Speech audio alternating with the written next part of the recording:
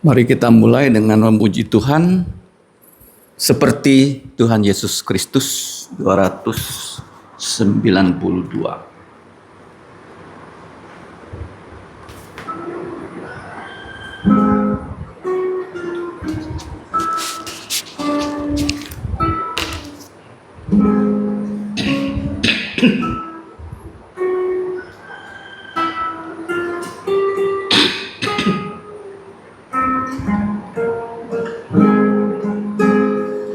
Seperti Yesus yang penuh rahmat, yang lemah lembut dan rendah teduh, ku mau tinggikan Tuhanku yang mulia. Ku dikuduskan taat perintah-Mu. Terimalah ku hanya milik-Mu. Terimalah seluruhku milik-Mu. Kuduskan ku, inilah doaku. Peliharalah ku jadi milik-Mu. Seperti Yesus, inilah doaku. Kuat memikul salib Tuhanku, lebih bersungguh kabarkan Injil-Mu, membawa mereka menyembah padamu. Terimalah ku hanya milik-Mu. Terimalah ku, seluruhku milik-Mu. Kuduskan ku, inilah doaku. Peliharalah ku jadi milik-Mu. Serahkan diriku hidup untuk-Mu, lebih dikasih memuliakan-Mu. Korbankan diri seperti Tuhanku. Ku mau serupa-Mu sampai berjumpa-Mu. Terimalah ku hanya milik-Mu. Terimalah ku, seluruhku milik-Mu. Kuduskan ku, inilah doaku. Peliharalah ku jadi milik-Mu. Mari kita berdoa. Bapa kami di surga, Bapa dari Tuhan, bahkan Juru Selamat kami, Yesus Kristus, Engkau adalah Allah yang Maha Tahakwa, yang Maha Tahu, yang Maha Hadir, bahkan Maha Kuasa. Kami berterima kasih karena Engkau telah mengadopsi kami menjadi anak-anak-Mu melalui Tuhan Yesus. Kami bersyukur untuk pagi yang cerah ini, kembali kami dihimpun untuk persekutuan di dalam nama Tuhan Yesus, untuk memuliakan nama-Mu. Kami sadar Engkau Allah yang kudus, kami tidak layak, kami orang berdosa. Karena itu mohon belas kasihan-Mu, hapuskanlah dosa kami. Layakkanlah kami datang dengan mengurapi kami dengan kuasa Roh Kudus, sehingga persekutuan, pembesukan, dan pengabaran Injil ini dapat memuliakan nama-Mu. Dengarkan doa kami, di dalam nama Tuhan Yesus, kami berdoa dan bersyukur. Amin. Kita akan membaca secara bersama-sama dari surat Kolose pasal yang ke-2, dari ayat 10 sampai 15 saja. Kolose pasal 2 ayat 10 sampai 15 kita membacanya dengan bersama-sama. Kalau sudah terbuka bagian firman Tuhan ini, mari kita dengan serentak membacanya. Dan kamu telah dipenuhi di dalam Dia. Dialah kepala semua pemerintah dan penguasa. Dalam Dia kamu telah disunat, bukan dengan sunat yang dilakukan oleh manusia, tetapi dengan sunat Kristus yang terdiri dari penanggalan akan tubuh yang berdosa. Karena dengan Dia kamu dikuburkan dalam baptisan, dan di dalam Dia kamu turut dibangkitkan pula oleh kepercayaanmu kepada kerja kuasa Allah yang telah membangkitkan Dia dari antara orang mati. Kamu juga meskipun dahulu mati oleh pelanggaranmu, dan oleh karena tidak disunat secara lahiriah, telah dihidupkan Allah bersama-sama dengan Dia sesudah Ia mengampuni segala pelanggaran kita dengan menghapuskan surat utang yang oleh ketentuan-ketentuan hukum mendakwa dan mengancam kita, dan itu ditiadakannya dengan memakukannya pada kayu salib. Ia telah melucuti pemerintah-pemerintah dan penguasa-penguasa dan menjadikan mereka tontonan umum di dalam kemenangannya atas mereka. Saya sudah membagikan naskah khotbah. Sebenarnya saya ingin P.I. Rudi hadir ya, supaya besok dia lebih mantap dalam menerjemahkan. Sudah saya bagikan, yaitu Kolose 2 ya, ayat 10 sampai 15 yang sudah saya share di grup Dulos. Mari kita simak ya. Yang pertama, kita lihat judulnya Kristus melengkapi semua anak-anak Allah di dalam segala sesuatu. Ini pernyataan yang penting ya. Memiliki Kristus berarti memiliki segalanya. Kemudian dimiliki oleh Allah melalui Kristus berarti kita diwarisi ya. Segala warisan bersama Kristus.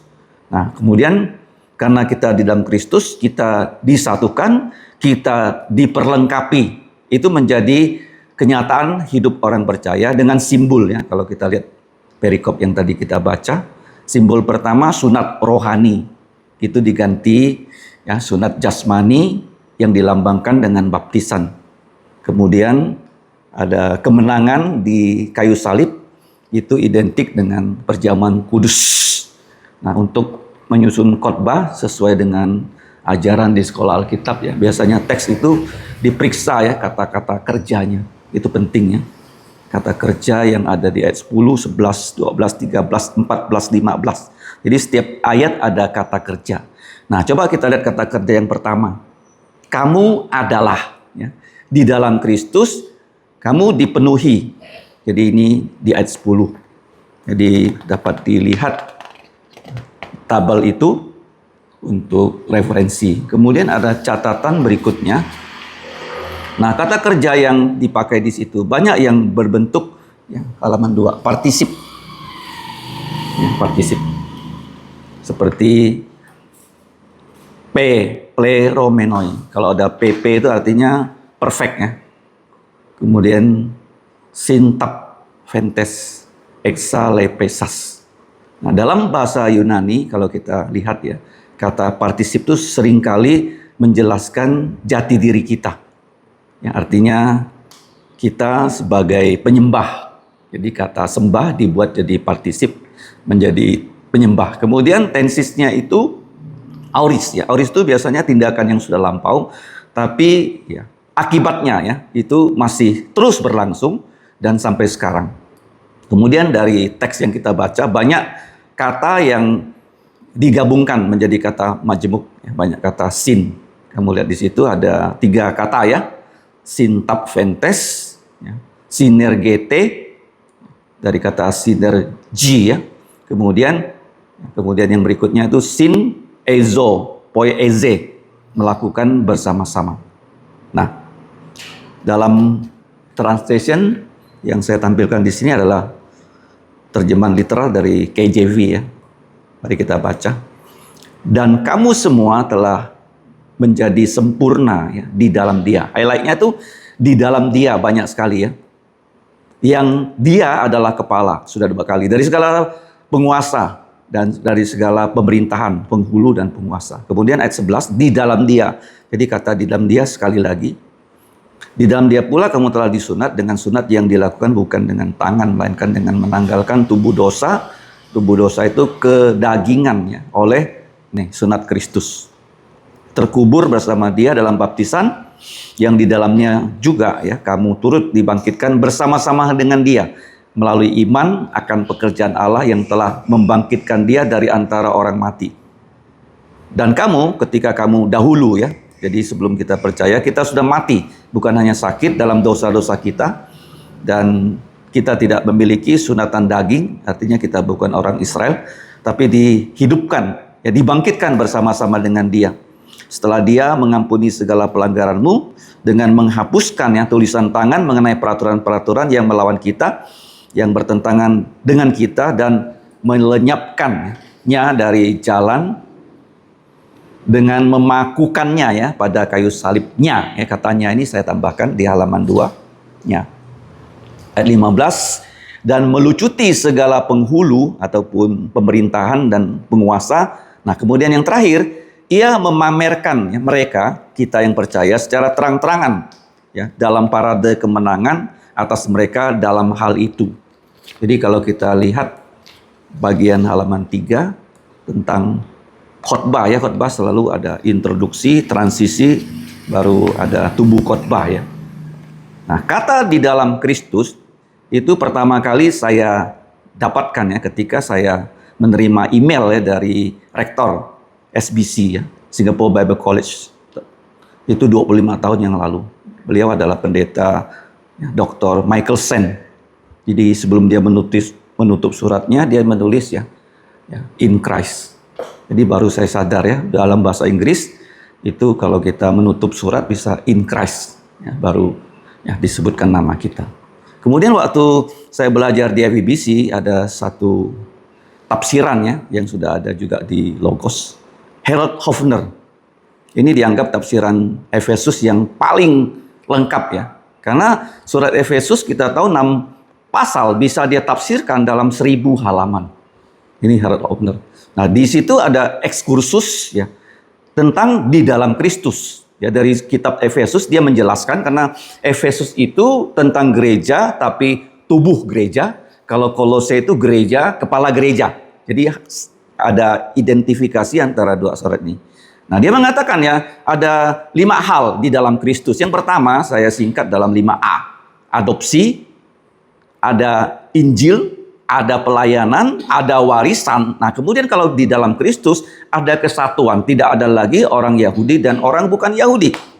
Nah, sedangkan di Kolose kita lihat ya, ada ancaman berupa filsafat kosong. Mereka masuk ya dalam bentuk filsafat ya, seperti yang saya pernah jelaskan, filsafat yang pada zaman itu yang terkenal ya, Stoik ya, yang agak cocok dengan agama Kristen ya. Menghadapi penderitaan seolah-olah penderitaan tidak ada. Kemudian agama Yahudi mau masuk aturan makan, penyembahan malaikat, ya, tradisi kuno untuk mencapai kesempurnaan. Nah, gereja bisa dirusak ya dari dalam melalui gerakan karismatik. Ya, kalau kita lihat di zaman sekarang, roh dunia menyusup dalam gereja. Nah, kemudian Paulus ya menulis bagian ini, perikop ini, menegaskan apa itu di dalam Kristus. Jadi kita di dalam Kristus seperti judulnya, Kristus ya, melengkapi semua anak-anak Allah ya di dalam segala sesuatu. Jadi apa saja perlengkapan yang Tuhan Yesus berikan ya, dalam 5 hal ya, sesuai dengan teks ya. Ini eksegesis sesuai dengan teks. Nah, yang pertama itu disebut dilengkapi ya oleh Kristus dengan satu identitas baru. Yang kedua dilengkapi oleh Kristus dengan tanda baru. Ketiga, dilengkapi ya, oleh Kristus dengan pengalaman baru. Yang keempat, dilengkapi oleh Kristus dengan status baru. Nah, kemudian dilengkapi oleh Kristus dengan yang terakhir ya, kemenangan baru. Nah, dilengkapi dengan identitas baru itu dulu ya kita adalah di dalam Adam, sekarang kita di dalam Kristus, itu kita adalah anak-anak Allah. Dan kamu semua telah dipenuhi di dalam Dia. Kemudian Yesus adalah kepala semua pemerintahan dan semua penguasa. Jadi di situ highlight-nya dari ayat 10, di dalam Kristus tadi sudah saya jelaskan ada 9 kali ya kalau kita hitung ya kata dia ada 9 kali, tapi oleh Hofner itu disimpulkan 5 hal ya, ekskursusnya ya dalam tafsiran Efesus ya. Adopsi, ada keselamatan, ada pelayanan dengan 12 talenta. Ini harus dihafal mati di 12 talenta. Klan Sam, THTI bedakan roh, karena 3 sudah ditarik.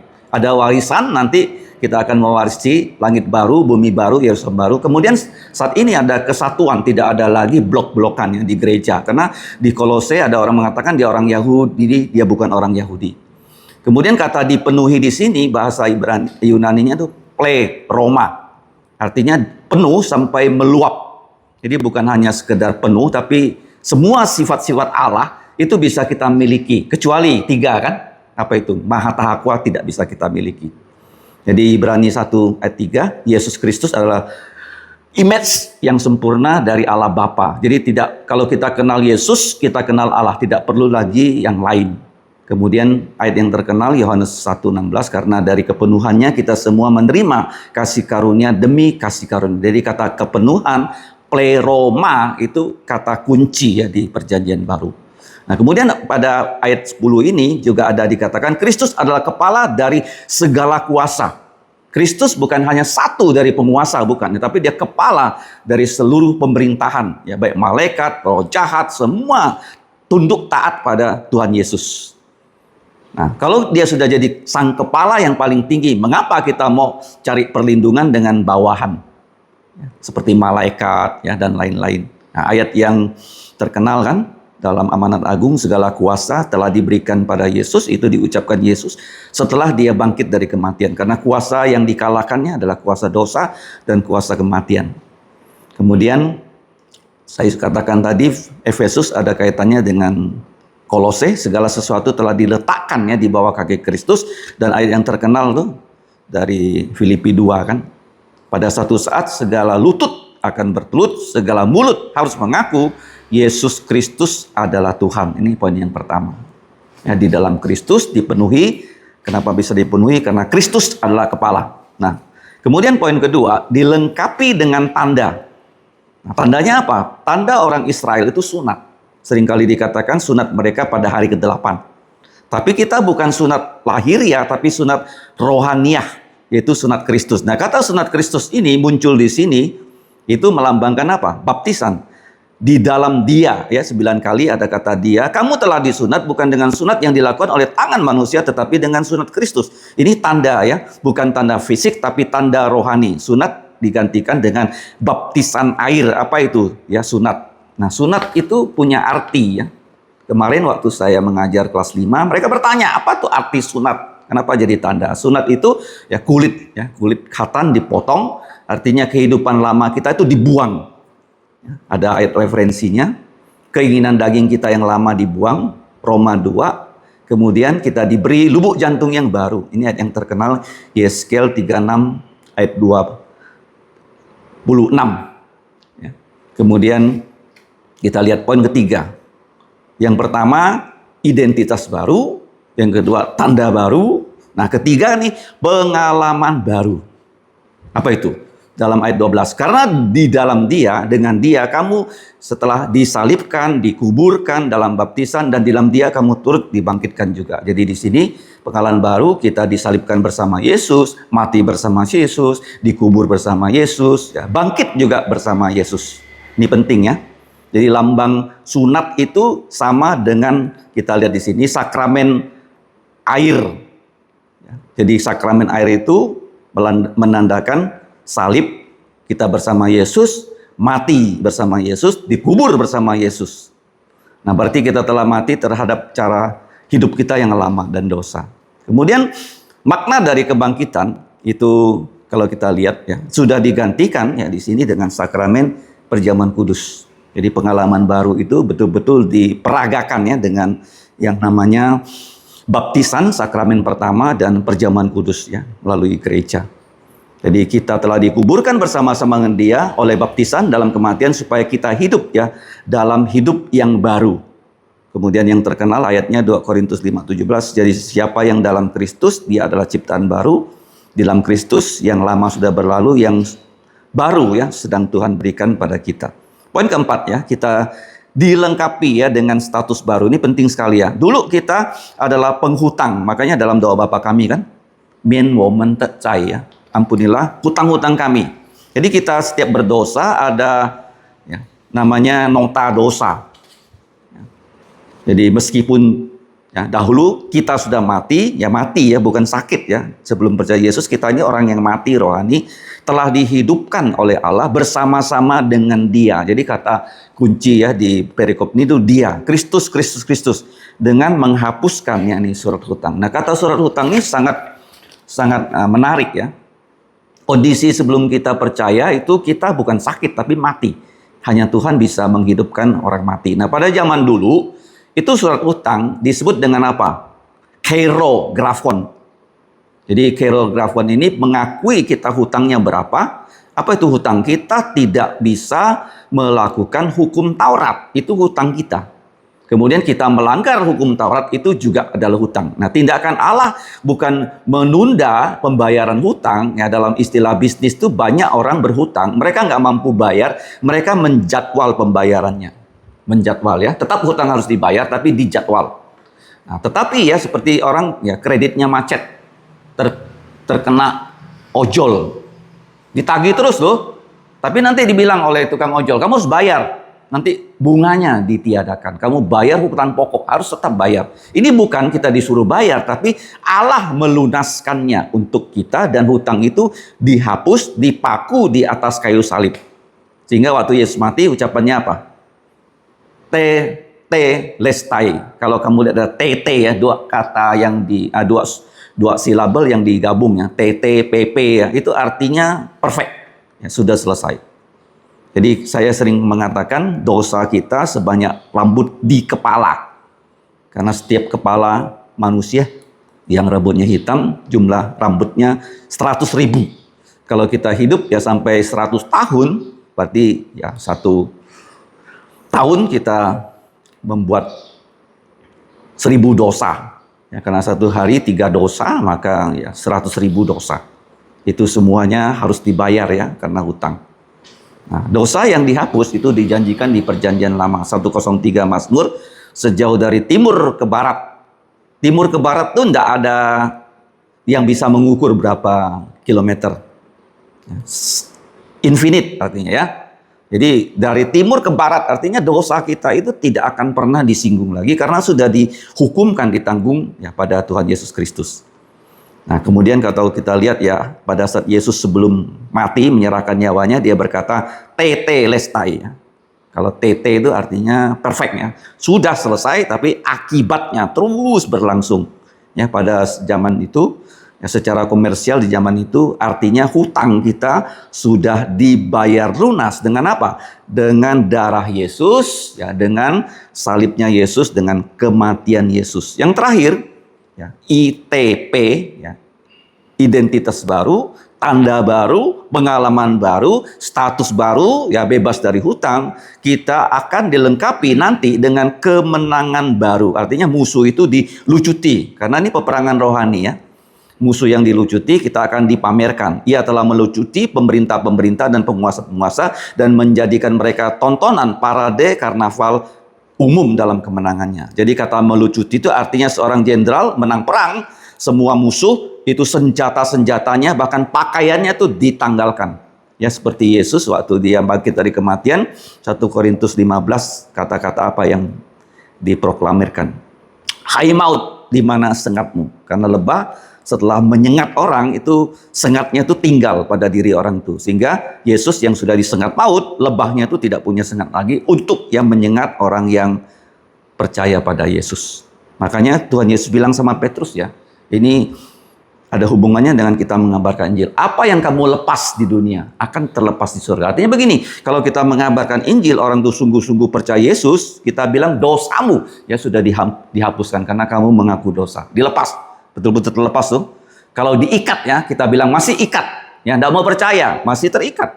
Kalau dia mati, dia masuk neraka. Nah, pawai kemenangan ini istilah pada zaman dulu ya, triumphus ya, Romawi. Karena parade kemenangan ini kalau seorang jenderal dia berhasil menang perang ya, wilayahnya sebesar apa. Nah, waktu dia masuk ke kota Roma, dia punya hak ya dahului oleh para senat. Jadi sebelum dia berjalan di depan dia itu berjalan tuh para menteri-menteri dari kekaisaran Roma. Jadi dia diarak masuk ya ke dalam kota. Nah kemudian yang ikut ke belakang itu siapa? Mereka yang kalah total iblis sudah kalah, sudah diarak, dan bahkan ya di situ dikatakannya Ibrani 2 ayat 15 dan 14, Yesus memusnahkan iblis yang berkuasa atas maut untuk membebaskan mereka yang seumur hidup berada dalam perhambaan. Jadi Kristus itu memparadekannya kemenangannya. Ya, dosa-dosa sudah dihapus. Nah, kemudian ya jangan lupa ya, Tuhan Yesus juga akan ya membawa kita di hadapannya tanpa cacat, tanpa celah di dalam kemuliaannya dengan sukacita besar seperti ya, benediksi yang sering diucapkan ya, sebelum akhir kebaktian. Nah, kenapa begitu? Setelah Yesus menang, dia memegang kunci ya kerajaan maut. Nah, kemudian kalau kita lihat apa yang dapat kita renungkan, ya kita hidup jangan lagi dalam ketakutan, ya karena Kristus itu penguasa paling tinggi. Ya, tidak ada kuasa lagi yang bisa menguasai kita kalau kita sudah di dalam Kristus. Kemudian jangan biarkan ya ada rasa bersalah. Kalau kita bersalah, langsung bertobat, ya dosa kita diampuni. Kita harus hidup sebagai pemenang. Ya. Jadi kita bukan berjuang untuk menang, ya, tapi kita berjuang ya dari kemenangan yang sudah ada di dalam Kristus Yesus. Roma 8:1, demikianlah sekarang tidak ada lagi penghukuman untuk mereka yang ada dalam Kristus. Jadi kata di dalam Kristus itu diulang-ulang ya dalam perjanjian baru. Tetapi dalam semuanya itu kita lebih daripada orang-orang yang menang. Ya, kita hidup sebagai pemenang. Makanya ada merek yang terkenal ya seperti Nike ataupun Nikon.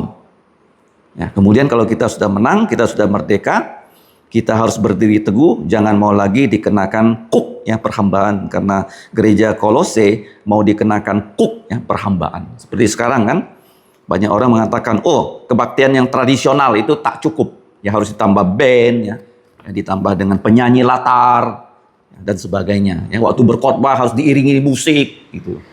Itu semua adalah susupan masuk yang merusak gereja. Rekapitulasi dan penutup. Jadi cara mengingatnya adalah ITPSK. Dilengkapi I dengan identitas baru, T dengan tanda baru, P dengan pengalaman baru, dilengkapi dengan status baru, tidak punya hutang lagi, sudah dibayar lunas oleh Kristus. Nanti kita akan ya mengikuti ya parade kemenangan Kristus. Ya, seperti Yudas pasal 1 ayat 24-25. Dan untuk dia ya yang berkuasa menjaga kamu supaya tidak tersandung, bahkan yang menempatkan kamu dengan tanpa cacat ya di hadapan kemuliaannya dengan sukacita besar. Ini pada poin yang kelima. Ayat yang terakhir, sebab di dalam Kristuslah berdiam seluruh kepenuhan keilahian, dan di dalam dia ya, kita semua sudah menjadi penuh. Jadi penuh bukan hanya semua sifat Allah ya diberikan pada kita, tetapi kita juga bisa ya meluapkan ya sifat-sifat itu kepada orang yang mau percaya kepada Injil Tuhan Yesus Kristus. Mari kita berdoa. Bapa, kami bersyukur kami dapat bersama-sama merenungkan firman-Mu. Kiranya firman-Mu ini dapat menguatkan kerohanian kami. Karena Kristus, Putra Tunggal-Mu, sudah menang dalam peperangan rohani untuk membebaskan kami dari belenggu dosa. Sehingga kami yang percaya Yesus di dalam Kristus, kami punya identitas baru. Kami punya tanda baru. Kami juga punya pengalaman baru. Kami punya status baru, bebas dari segala hutang. Dan kami akan diarak ya oleh Tuhan Yesus pada saat dia datang kedua kali di angkasa. Semua yang mati dalam Yesus dibangkitkan dengan tubuh mulia. Dan kami juga, kalau Yesus datang pada hari ini, kami tidak akan mengalami kematian dengan tubuh mulia. Parade Tuhan Yesus akan berlangsung ya, pada saat kedatangannya kedua kali. Kami bersyukur Bapa untuk firman-Mu yang begitu indah, yang begitu dalam. Tolonglah kami, karena pikiran kami terbatas, supaya ketika kami merenungkan firman-Mu, Roh-Mu memberikan kami iluminasi, sehingga apa yang Kau sampaikan dalam firman-Mu dapat kami mengerti dan kami percayai untuk kami sharingkan. Untuk kekuatan dari hidup anak-anak-Mu di akhir zaman ini. Untuk gereja-Mu dapat bertumbuh secara kualitas dan juga secara kuantitas. Kami bersyukur dan berdoa. Dengarkan doa kami, ampuni dosa kami, dalam nama Tuhan Yesus kami berdoa. Amin. Ada pokok doa dari P.I. Rudi.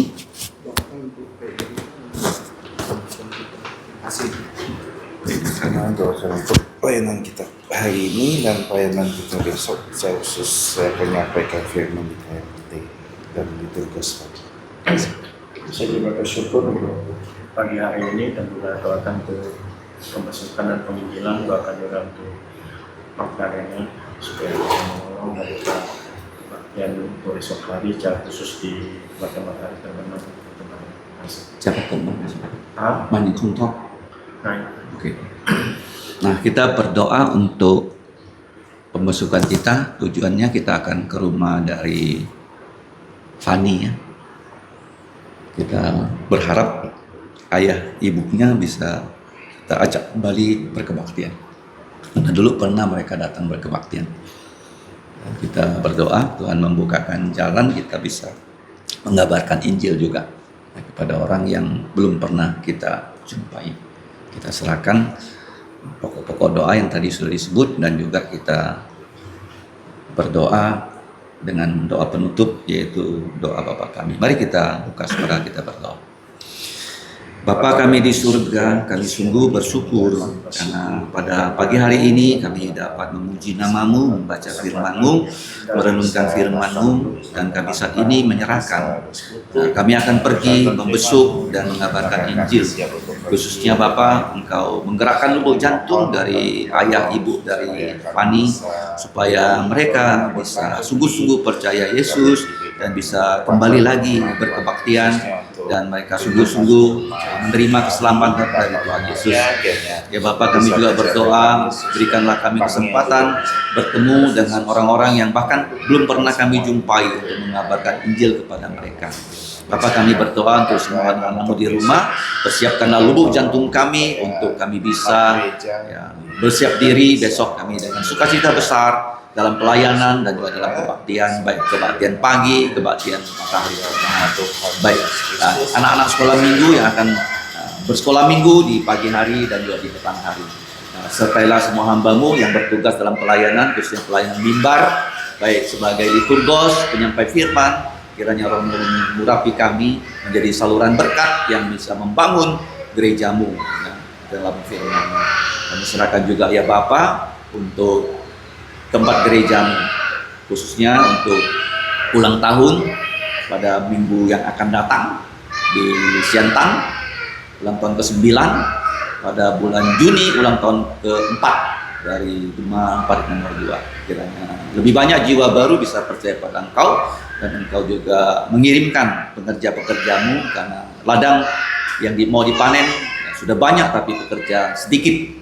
Kiranya Engkau membukakan jalan agar anak-anak muda digerakkan lubuk jantungnya untuk dapat bersekolah Alkitab dan tidak ada halangan supaya mereka bisa bersekolah Alkitab, belajar firman. Semua halangan yang sedang terjadi kiranya Engkau cabut Bapa dan Engkau menolong, memberikan jalan keluarnya sehingga ada anak-anak muda yang bisa dididik dalam kebenaran firman-Mu. Sehingga seperti Yesus yang selalu mendidik murid-muridnya dan gereja-Mu sekarang juga harus setiap saat bisa mendidik hamba-hamba-Mu. Kami tidak monopoli pelayanan, tapi kami tahu Yesus ya sungguh luar biasa, Dia memakai begitu banyak orang untuk melayaninya. Tolonglah ya Bapa, supaya prinsip Yesus yang dijalankan dan nama-Mu dimuliakan. Dengarkan doa kami dalam nama Tuhan Yesus. Kami mau mengucapkan doa Bapa kami dengan berkata, Bapa kami yang di surga, dikuduskanlah nama-Mu. Datanglah kerajaan-Mu, dilaksanakanlah kehendak-Mu di bumi seperti di sorga. Berikanlah kami pada hari ini makanan harian kami, dan ampunilah kami akan kesalahan kami, seperti kami juga mengampuni orang yang bersalah pada kami. Dan janganlah membawa kami ke dalam pencobaan, tetapi lepaskan kami dari yang jahat, karena Engkaulah yang punya kerajaan dan kuasa dan kemuliaan sampai selama-lamanya. Amin. Perudi semuanya kanjinya, gini punya. Kok baunya dia mobil sebelah.